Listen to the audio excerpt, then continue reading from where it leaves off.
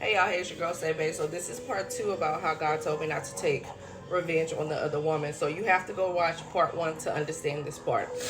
So shortly after my husband ended up inboxing me that, I had like a mental breakdown on the phone with my friends on three-way. Went to my prayer closet, um, and then I went on about my business. So I got served the custody papers like a week later. Um, I definitely had a lot of favor on my job because I thought, remember, we're not divorced at the time. So when they called me to go outside to meet one of my coworkers, my lieutenant said, hey, go outside and meet Corporal so and so.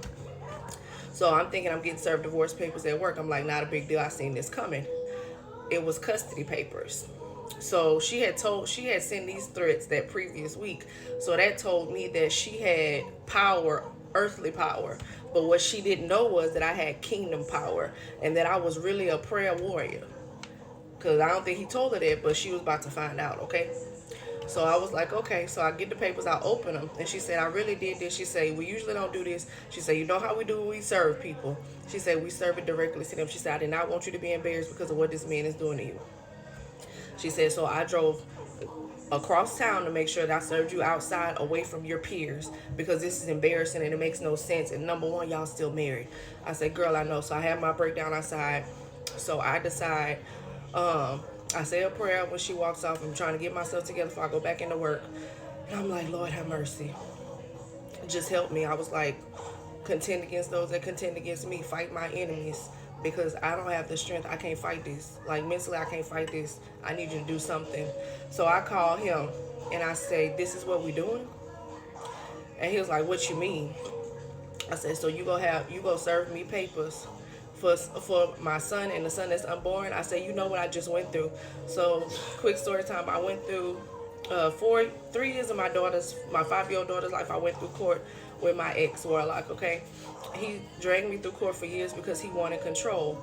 The enemy knows once I'm done with the man, I'm done. So the only way you can possibly hurt me is through my children.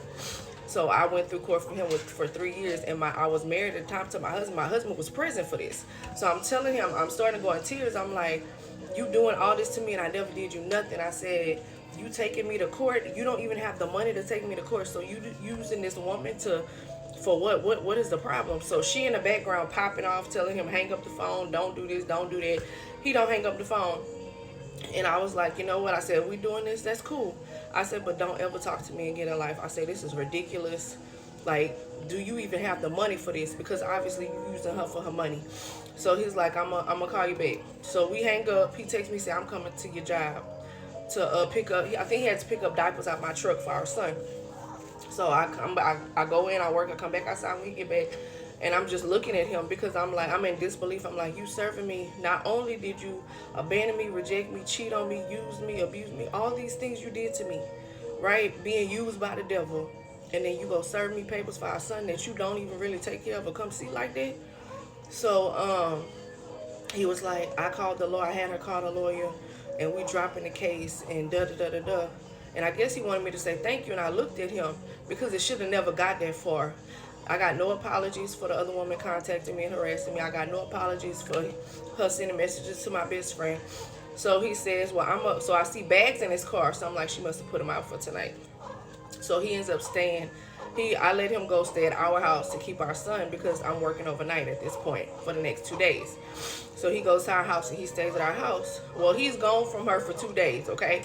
So this is when he started to reveal the truth. Like I told you in previous videos, he would always end up talking and telling me the whole truth and nothing but the truth because I think God would allow the enemy in him to talk and he didn't know it.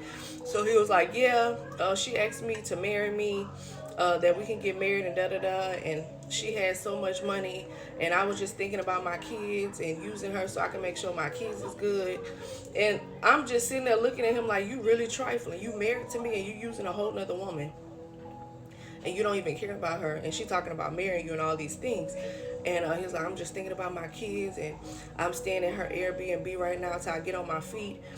But I really want to come home and I want us to work this out. That's what he's telling me. That still was a cycle. It still was deception, right? But I was starting to wake up to it. So I'm like, this is not, I'm telling myself in my mind while he's talking, this is not real, this is not real, this is not real. So the next day I get home from work, he's here. And I'm like, you can go ahead on leave. He say, no, I'm going to stay, I'm good. Like, I really want to work this out. So we driving and stuff. He's saying all the right things. And then he's like, I'm going to just go get my stuff. I'm going to go get my stuff. Like, I literally seen him in a battle with himself and with the enemy, like going back and forth, okay? He's like, I'm going to go get my stuff and come back. I don't need to do this. Like, that's not right what I'm doing. We go work this out. We got kids, da-da-da-da-da. So I'm like, okay, whatever. So he leaves for an hour to go say pack his clothes from her Airbnb. Then he comes back to the house with no clothes. So he was very, very deceptive. So he's like, no, I decided I'm going to just, use her Airbnb until I can get on my feet. And I'm just looking at him. So because when he walked in the door, I was like, what's wrong? He was like, you already know what's wrong. I said, no, I don't.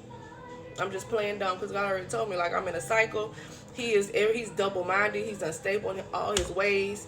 He don't stick with no decisions he make. He's not, like, he's just a tormented man that needs deliverance, okay? So he tells me that. So I pick up my stuff. I don't tell him nothing. And I go to work. He takes our son to her Airbnb. He calls me. We talk on the phone about our son, and I hang up. And I'm just, at this point, I'm drained. Mentally drained, physically drained, emotionally drained. I feel so disrespected. I think that was one of the last straws to where I was like, you know what?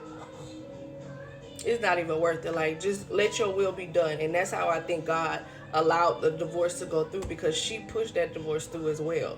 She made it like God literally used her, not knowing she was being used, to make sure that I came out of this covenant. And the day we divorced, his judgment started, and it's still ongoing, because as soon as the day we divorced, she put him out that night, and he had to come back and stay with me until recently. So that's how I did take revenge. I always went to God. I always had a prayer closet. She had earthly power, but I had kingdom power, and I had currency in the kingdom. I had faith, and I had prayer stored up for situations like this. So if you're a woman and you're currently going through this type of issue with a narcissist, you're trying to come out of a relationship, or God told you to leave the marriage and you don't know how to do it and what step to take, you have to be strategic and you need a blueprint. I talk to women about this all the time. And if you want to book a call, you can click the link in the bio. I have a few openings for the rest of the week. So I will see you guys in the next video. Hey y'all, so I have a free webinar on the 19th called Healing from Spiritual Narcissistic Abuse. Click the link in my bio and register. You don't want to miss this.